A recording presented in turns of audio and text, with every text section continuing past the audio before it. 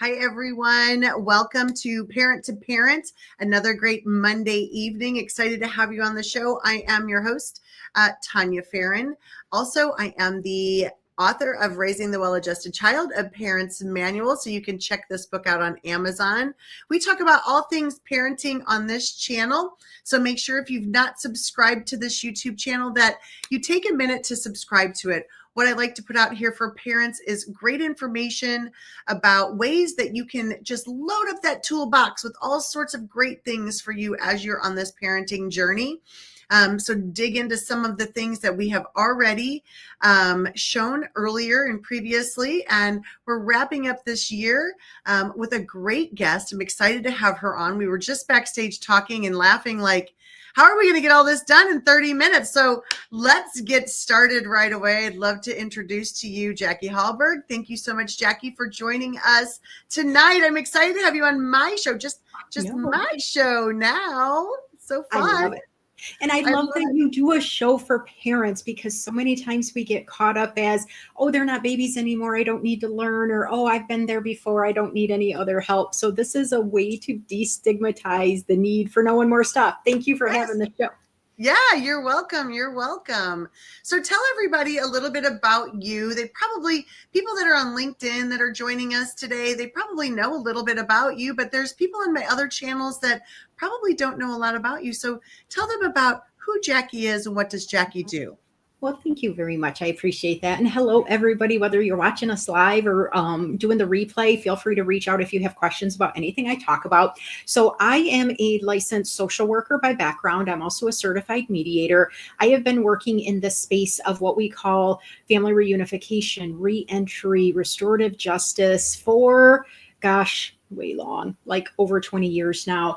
But I also do a lot through my private business called Just Jack's Advising. And that is really to help people outside of my community, because my day job is all about my community. It's really about making sure that people have the tools they need to say, whoa, there's nothing like this in a book. I wasn't expecting this. I don't even know how to talk to my kid. My kid's starting to get in trouble. They're doing things that I never thought I would have to talk to them about.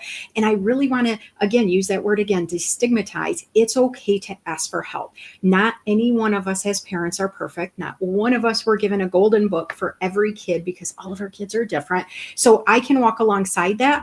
Like I said, I have the mediation training as well. So it can be a guided discussion. It can be just working with parents, depending on the age of the kids. Sometimes the kids are in the room as well. So I try to give a lot of information, but I do not provide therapy through this. It is more of an advising, consulting role. So if you're nervous about therapy, or you don't want to say that you have to use your insurance or anything like this, it's a little bit different, and it gives you a lot more direction to go in, that you're ready to go in. And then if counseling is appropriate, then I will help you find a new place, or you can find your own place. You can also do this while you're doing counseling. And I love that. So if you've not checked out Jackie's website, it's Just Jack's Advising. And this is just a branch of what she does and what she advises in. And, we've been working together for the last probably 2 years in different projects in different realms. And these different areas, up until we met each other in person a few months ago, I didn't really realize that, she was doing work with families in this extent. And so I really wanted to have her on the show so that I can share with families and parents the different things that they can do when they get into moments. And this is interesting. So Jackie and I talked about this. I called it our Tania and Jackie meeting. Nobody else was around. It was just the two of us. Loved the moment. We got to dig in and ask all the questions that we have been wanting to ask each other. And it was wonderful. But here's the thing that we connected with. And one of the things we talked about was, we both are serving parents in different areas. Mm-hmm. And I'm serving parents in the way of, I'm giving them some information to help guide them, as they're thinking about doing the next things and what are they doing next with their kids and things like that, and different methods. And Jackie said, that's not when I want them. When did you say you wanted them? When did you want to work with these parents, right? Yeah, this is when you are literally pulling your hair out. Now, I'm not talking toddler kids. I'm not talking, oh, they won't sleep at night. That's not my wheelhouse. I'm talking kids that are making destructive decisions. Now, this is not, again, to do the mental health aspect. So if it's because of a mental health illness, please contact your doctor or counselor. If it is because they don't want to listen to the rules, they're hanging with the wrong crowd, they've started making decisions that they don't know how to get themselves out of, that's where I excel in. Kids that are starting to get suspended or expelled from school, they're starting to get in trouble with the police or the courts. Or if a parent is like, oh my gosh, one of my other child did that, or my friend's kid did that, and I don't want my kid to go down that road, but I don't know how to start talking about it. That feels weird. I don't want my kid to think that I think they're going to do bad stuff.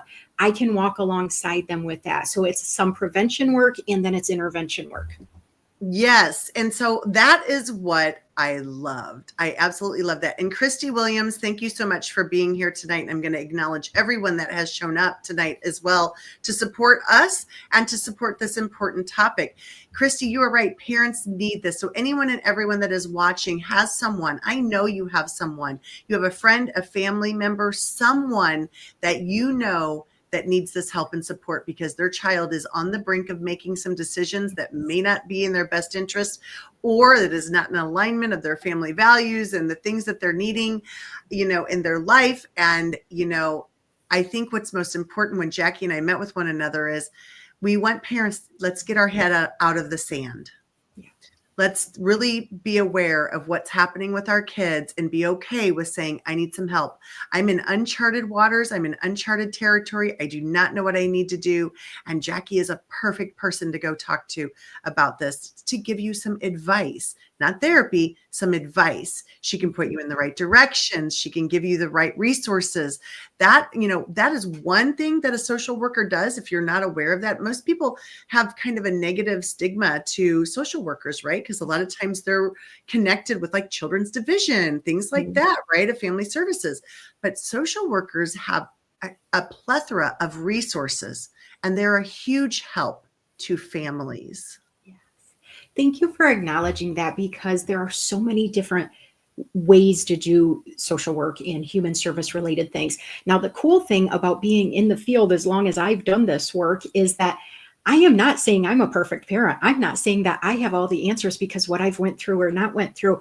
I have had literally thousands and thousands of interactions with parents that are frustrated. Maybe they're embarrassed. Maybe they're scared of their youth, or maybe they're just like, this isn't how I was raised. Why won't they listen to me? Why won't they respect me? When I was their age, I did this. And it's like, whoa, guys, things are so different. Things are so different. Let's talk about it and let's break it down, because kids are not meant to be little baby miniature mom and dad. They are meant to be their own amazing self. And there are different words you can use. There's different times of the day that can change the way you talk with your kid and have a more positive interaction.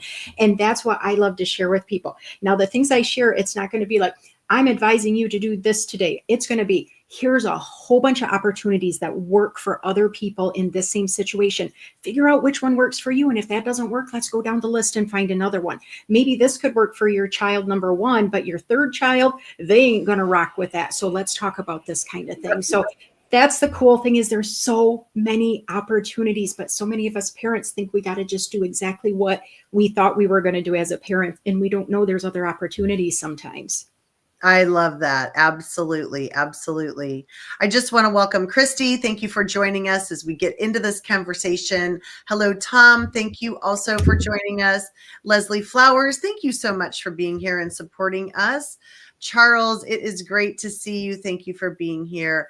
And Nick, thank you so much for popping in and joining us on this. She's always such a support of our parent to parent. So thank you so much for doing that. I appreciate it. And just as I was saying, this video is on the Parent to Parent YouTube channel. This is on LinkedIn. Please share this out with other people that you know could potentially use and need these resources. And it's interesting. I always tell parents that, when I work with parents, because I'm just like Jackie, my kids were not perfect. I was not perfect as a child. I made plenty of my own mistakes. My kids made their mistakes, but that's what kids are supposed to do, And I tell parents that they're supposed to push the envelope. They're building their identity. They're building who they are. They're figuring out, what do they like? What do they not like? And it's our job to guide them where they need to go, and to help with that.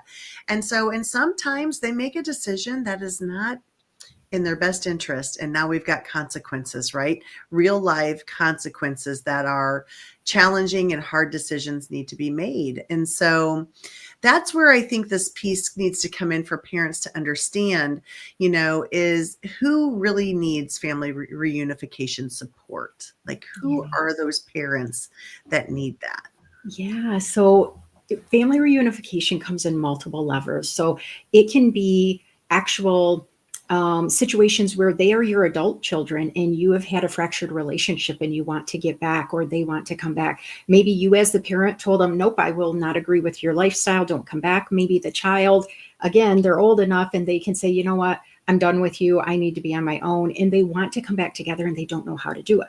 Maybe it's a teenage child and it's somebody that you feel like they are running your household and you don't know how to get back into that parenting role. So part of family reunification can be, what do we come back to? What do we come back as the family rules? What are the family expectations? How can we keep everybody safe? And how can we learn from each other? So it's not like you're just saying, oh, we've never talked to each other in a year or we haven't seen each other. You can be reunified in a different capacity depending on what is appropriate for you. And you have to make those decisions, because if you are somebody that is just like, well, they have to do my way or the highway, you're really missing a lot of amazing opportunities to not ever have to be reunified with your kid down the road because they left and they never check in on you or they don't want to be around you when they're older.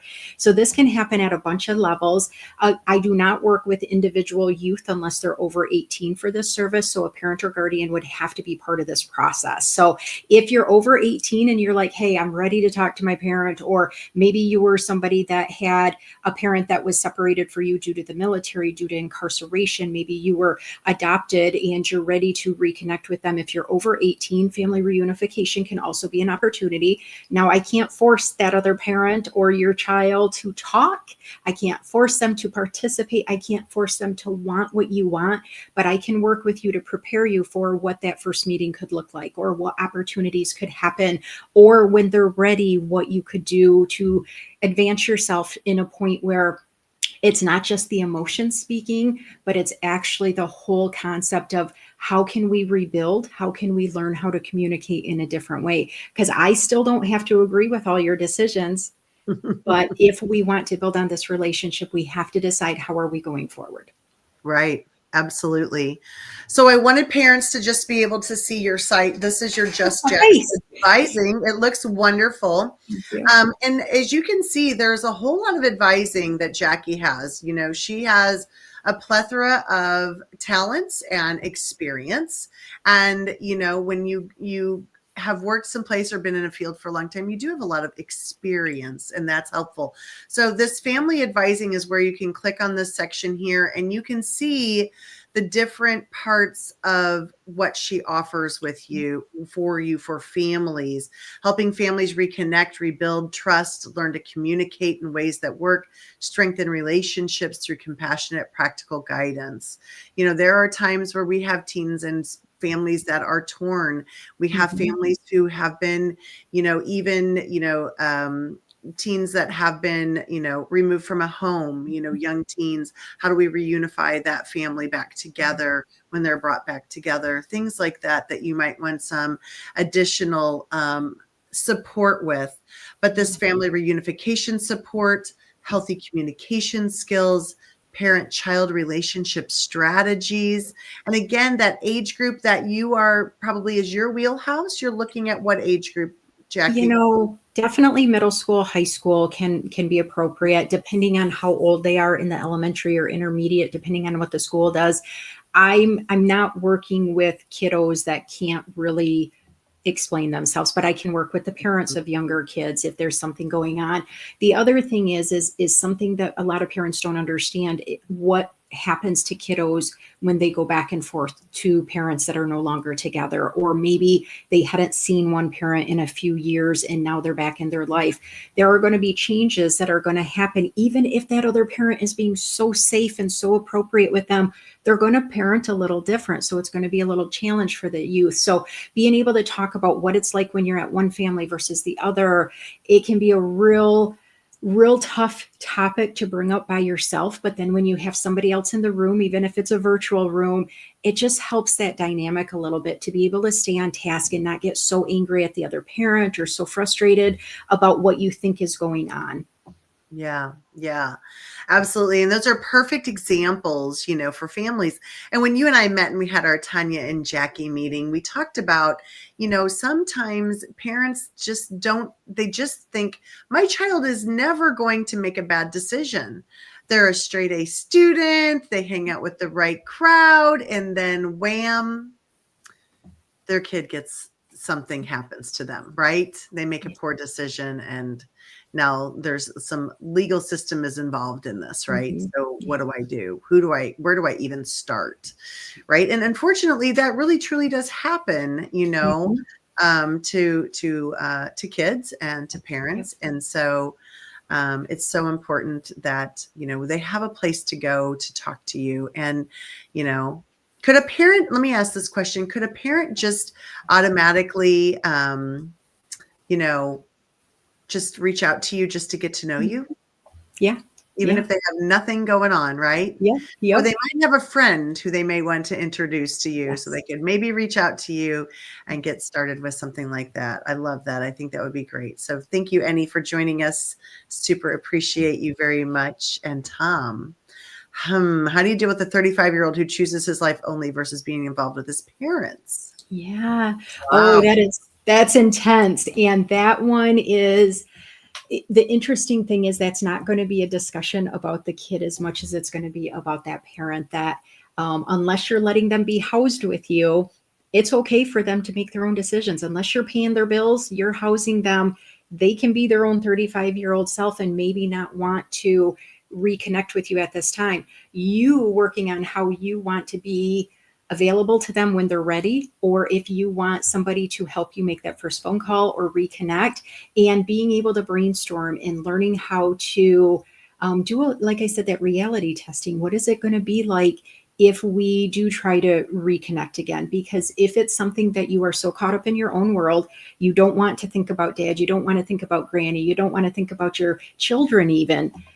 We can't hammer it into people's heads that it's important to take care of other people or to make decisions we hope they can make. However, there are words and there are opportunities that at the right time that might just start planting those seeds to make it easier to reconnect and have them want to reach out or be able to be willing, if you want to reach out and have somebody else in that room with you to do that discussion. It can be a whole different conversation than you guys doing the same thing over and over, talking on the phone and ending up yelling at each other, one person hanging up, sitting around the ball game or Thanksgiving dinner and getting so upset one person storms off or leaves or something. It's different when there's another person in the room. And I'm not saying I'm the perfect person for everybody, but I've been through a lot with so many people, and being able to have somebody that is not going to be like kind of super, well, not judgmental at all, but also super on the side of one person versus the other can make that decision or that discussion so much easier. Yeah, that unbiased person, Mm-hmm. that kind of middle of the ground mediator basically is what you're talking about in that. And, I think what's people, may need to understand as well is that this is going to be a journey, right? If you're reunifying family, kind of rekindling a relationship with maybe your own sibling or your children or anything like that, it's going to take time, and it's probably going to take some baby steps. And so needing to meet with someone to gain some advice and to, connect a few different times is probably going to be really beneficial for them. So, and Nick says, great advice. Having someone else in the room helps to open up and break the ice. Absolutely. Absolutely. So while you were talking about that, you kind of gave a scenario of Thanksgiving, right? Having an altercation at Thanksgiving. So we're going into, right, we're full into the holiday season. I mean, holiday parties are happening already, right and left, right? And so, what advice would you give to some parents, when they are, meeting with, holiday things, they're part of holiday events? Yeah. What advice would you give? Oh, right off the bat, I'm thinking, Tanya, again, it depends on the age, but we've got to remember that just because we've always had these certain traditions does not mean our youth are going to want to do those same things. So if you've always went to this person's house for that holiday and now your kids are getting a little older and they're like, I don't even feel comfortable around them. They don't treat me good, or this cousin does this to me, or, hey, I was really hoping we could start a new tradition. And you're just like, nope, we've always done this before. That's kind of closing that door. And so my big advice is be a little bit more open. Change is okay. Change can open up a whole new amazing opportunity for everybody to learn new ways. Also, there are some people that they expect their child to worship or celebrate the exact same way. And maybe that youth has chosen that they don't celebrate those same holidays or celebrate in the same way. Does that mean you don't spend time with them over a special time for you? Is it something that you just have to have maybe some boundaries in place, or some type of way to, hey, if we're getting down the wrong path, we're going to use this as a safe word and we're going to go back to celebrating, and we'll rediscuss that outside of the holiday unit. So who you're surrounding yourself with is super important. This year, I actually my son wanted to work in the morning. He had 2 different events with his girlfriend's family and then time with his dad at night. I chose for the very first time ever to do dinner with them on Wednesday. It was totally different. It did not change our time together. It did not make me feel like I wasn't there for them on a holiday. Maybe they felt that way, but they didn't communicate that with me, but they were okay with it. And maybe now that's a new tradition, or maybe we go like, no, we got to go back to Thursday, or maybe we'll do something on Friday next time. It's okay to change it up. Changing something one time does not mean that it's never going to go back to the old way. It's never going to be the same again. It can be different and amazing. Yeah, it can. And, you're making me think of some things, what I'm hearing you say is, communication, right, with our children. Let's say we're talking about children going to a holiday event. That's our scenario right now. And so opening the doors to that communication and listening to what they are saying, and I'm hearing also sometimes some compromise with things. And, if it's a really important event to you as the parent, maybe you say, well, it's important to me, so I'm going to go to this, but I would like for you to meet with me after da da da, or I'll only be there an hour, or maybe you could come with me and we'll only stay 30 minutes. How do you feel about just staying 30 minutes to this event with me? I'd like to say hello to my friends or my family, or if there's a potential something that could kind of blow up, right? Some type of maybe hard feelings between 2 people. Mhm. If that person is there, we'll just go ahead and step out. We don't have to make a big deal out of it. Like, really talk about scenarios that are impacting you with the holidays and your family, and talk about those things. And also, I'm always, again, I'm on that proactive side in a sense of, they're both proactive, but proactive side in the sense of like, tips that I can give parents before you're going in. Remember, Aunt Matilda doesn't like it when you climb on the furniture. So let's make sure that we don't do that. Like, just kind of some pre-work before you're going into a holiday event to help make that experience better. We don't eat in her family room, even though we eat in our family room sometimes. Let's make sure we keep the food in the kitchen just to respect her boundaries in her home, and teaching our kids things like that. So I think that kind of communication is so important to have with your kids, so you can have that. I was the same this year, Jackie. My kids and we didn't celebrate until Saturday. My rule with me in the holidays with my kids has always been, whatever day I can have you the longest is the day I want you. I love that. I will make your holiday whatever day it is. And my one son-in-law, he had to work. He's a nurse, and so he had to work, and it just was busy, and one was out of town, and I said, no, worry about it, we'll do it Saturday. But having those conversations and really understanding one another, being a little bit flexible on the parent end, being a little bit flexible on the kid end is really important, and spending time together. Now, after we did have holiday, one of my daughters said, okay, let's debrief, which I loved. We sat in the room and we debriefed the holiday, and okay, what did we like? What did we not like? Where do we want to eat again? What are we going to do next year? So I encourage you parents that are listening to just open those doors of communication. And maybe, Jackie, debriefing with your kids might be something you need to do. Hey guys, what'd you think about having the holiday then? You weren't so rushed. You didn't have to have 3 Thanksgiving dinners. We had one together and, Yeah. And it spreads it out. There's more joy. There's more That's joy. right. That's right. I agree. I agree. I Mhm. appreciate you so much sharing this and Mhm. having this, you being on your heart. Thank you so much for opening yourself up to us to share this. So this is something that maybe Jackie may want to give you a suggestion now, or you might want to talk offline. I don't know. Yeah, It's up to you, I would Jackie. I would definitely prefer to talk offline on this, but Tom, I appreciate this, and I do want you to know that there are so many families going through this with their adult children. It's almost mind-blowing when you think about it, and it's different and it's unique for every family. So it's something that may not be ready right now, but maybe in 3 more weeks, maybe in another year, maybe in 2 days, maybe in 6 weeks. So it really depends on where they're at and what they're going through. And I believe firmly that people are not mean to other humans when they are completely calm and happy inside. So a lot of times that kind of miscommunication happens when there's a lot of stress, or maybe there's anxiety, or maybe there's other tensions at their work or with their own family or in their neighborhood or something. And so trying to be a little bit more aware of when that best time to do the conversation is can also be helpful. But yeah, I feel free. Again, I can't make everybody get along. I can't wave any kind of a magic wand and make them exactly who you want them to be or who they want you to be, but it can be something to discuss other communication options. Yeah, absolutely. Absolutely. Thank you for sharing that.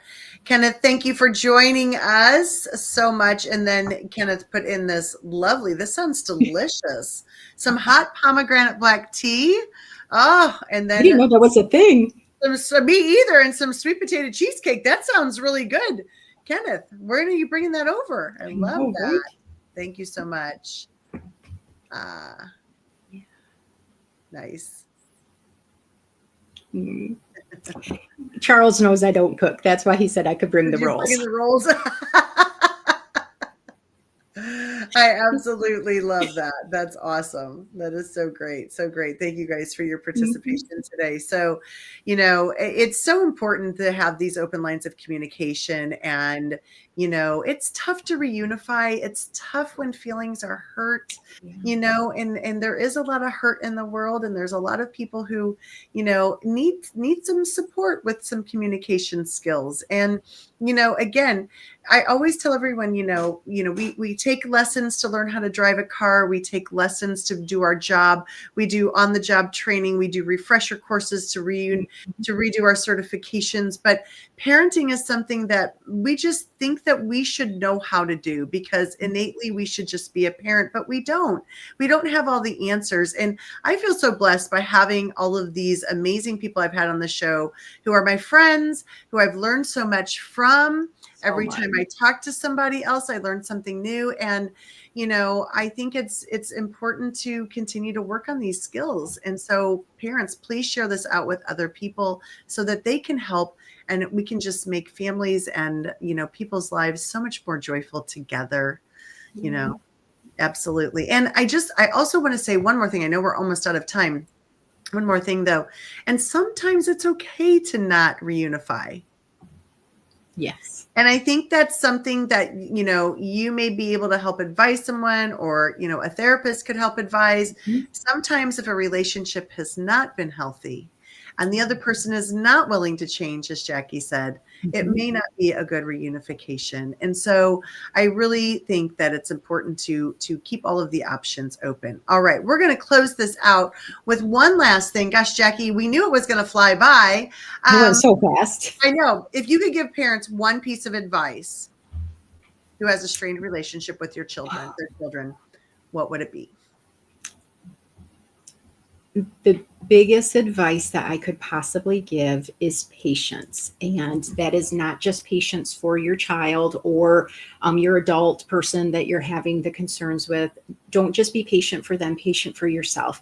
Give yourself some grace because it is normal to be angry and full of emotions that they deserted you or they didn't do what you thought they were going to do. It can feel like a real personal hurt. And that's okay. And like you said a minute ago, reunification doesn't have to happen right now today.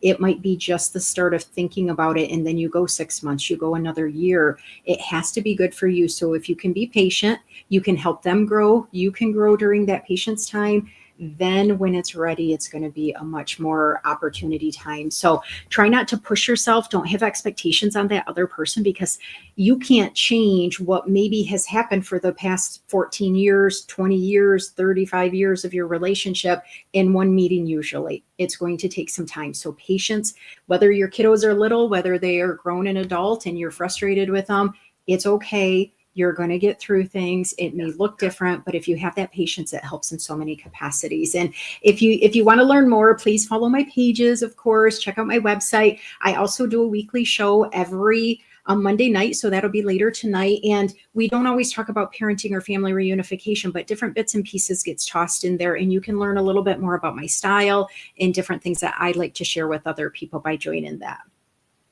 I love it. Thank you so much for being a part of our show today. We'll bring you back sometime in the spring as we dig into more things about parenting. It was great to have you. I will see you at our meeting later today. Bye, Thank everyone. you. Have a great Bye, Monday. guys. See you next week.